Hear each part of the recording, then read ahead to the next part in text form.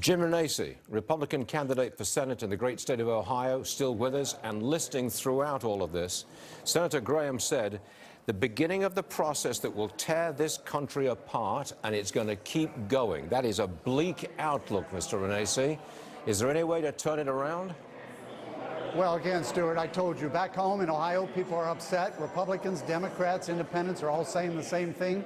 They're tired of this hypocrisy. We now have a standard of conduct that even unsubstantiated allegations can bring somebody down, and it's sad, especially when we have individuals on the Democrat side like Ellison or like Parnell. And I give my colleague in the House, Tim Ryan, some credit.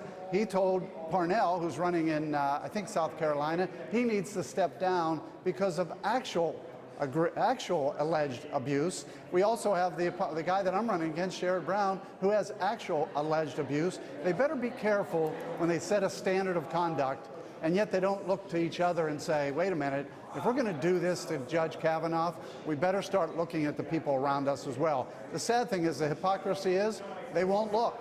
And that's the problem here, and that's why people are so fed up back home.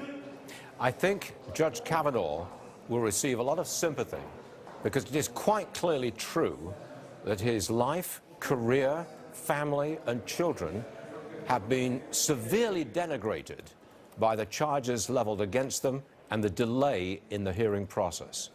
How do you feel about Judge Kavanaugh?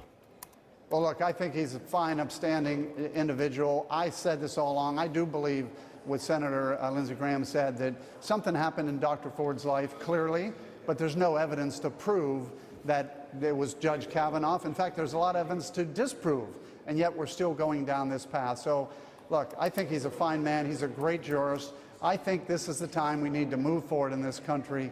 We need to get past this. We need to get him approved and move on. Because, again, as Senator Graham said, this is not about him anymore. This is about people not accepting that Donald Trump was elected the president, and he is our president. He's doing a great job moving our economy forward. We need to move this forward and get this done. Jim Renacci, thank you very much for joining us this morning at a key moment, I think, in America's history. Thanks for being here, sir. Appreciate it.